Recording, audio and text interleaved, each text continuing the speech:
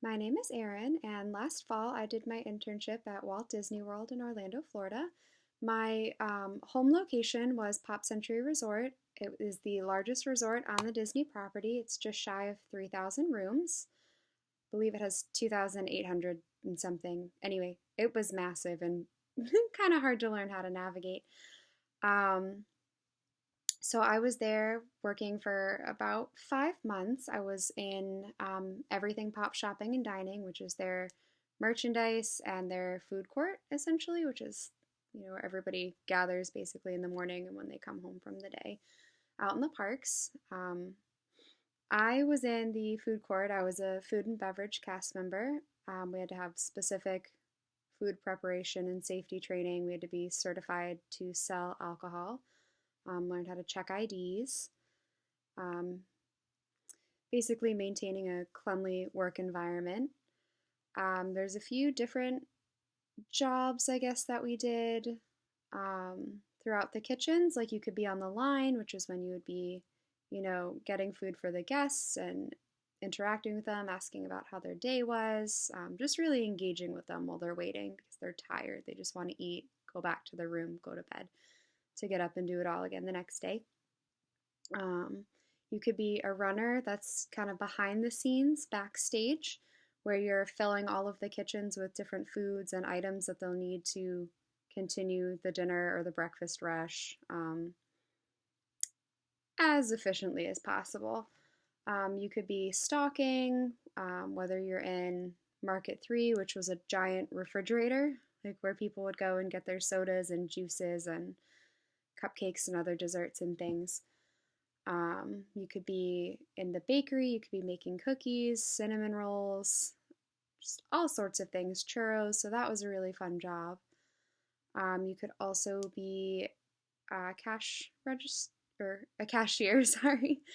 You could be a cashier, checking people out. You have to learn the whole dining plan, where people prepay for all their meals and snacks and beverages. So you have to know how that works and what counts for what because they're very specific as to what falls under the dining plan. You have to be really, really good at cleaning. They teach you the Disney way to clean everything. It was spotless by the time we would leave at the end of the night. The whole facility. There were 5 kitchens, 3 dining rooms.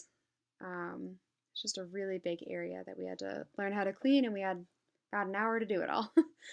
So it was quite a lot.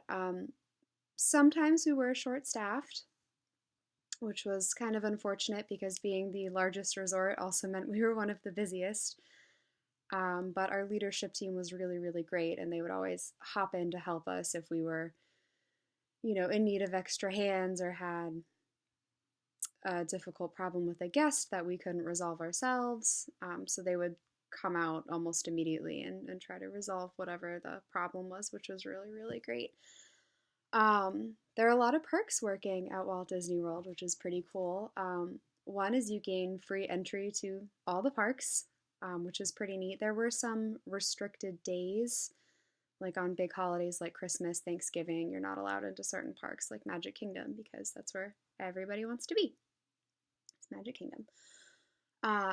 You get discounts on resort rooms if your family and friends are coming to stay. You get them at a very discounted rate, so it's actually somewhat affordable for people to come, which is really, really cool. You also get discounts on food and merchandise across property. It would range from like 10 to 40% depending on the time of the year, give or take, which, was really, really nice if you had a lot of souvenirs you wanted to buy because Disney merchandise is very, very expensive. You also got 9 complimentary park tickets. Every 150 hours, you would get 3 tickets. And you could give those to your friends and family, and they could go enjoy the parks with you, which was a really, really cool thing. Sometimes it was really hard dealing with more difficult guests, which you kind of encountered a lot of because at the end of the day, everybody's really tired. They just want to eat. They've been waiting in lines all day. Now they have to wait in lines again in order to get their food before they can go back to their room and go to sleep. So you just had to always be friendly, always be courteous, and understand they're not mad at you. they're just frustrated, they're tired, they're hungry, they're grouchy. They've had a long day at Disney in the heat, so it could make anybody cranky. um, so that was kind of hard adjusting to getting used to. They're not mad at you, they're just tired.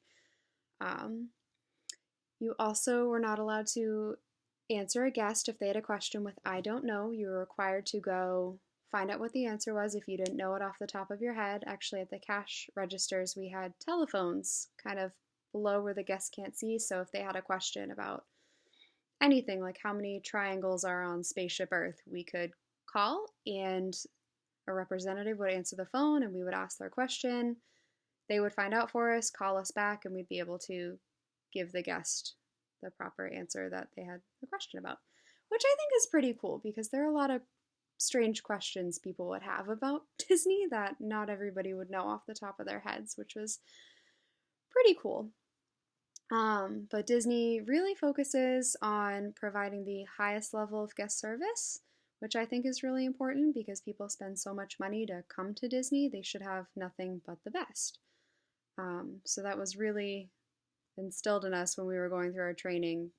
No matter who they are, whether they're rude or not, we have to always be kind and just give them the best experience possible, which I think is really nice because people travel from all over the world to come to Disney.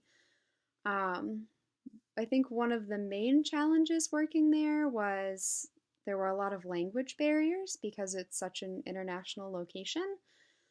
But you just really have to try your best to engage with them. You can, point, do the two-finger point at what they might want. Or, again, you could call and have a translator on the phone. A lot of the staff at my location actually spoke multiple languages. Like Spanish was definitely right behind English and, the most common languages we would hear. And we had a lot of Spanish speaking cast members, which is really, really helpful. So if you're bilingual, that's awesome. You're already like a step ahead. So that was always really awesome if you had, one of your coworkers was able to engage with a guest for you if you couldn't do it. But overall, I think it was a pretty positive experience. It was a lot of work. I would work at least 6 days a week. I wasn't guaranteed a day off. Usually I start work at 5 p.m. and work till at least 1 in the morning, which got really, really hard after a while because you'd just be so tired and I was taking classes. So if working at Disney is something you'd like to do, just take that into consideration that they work you like a dog, but it was pretty cool getting to go into the parks and, having my friends and family come and visit.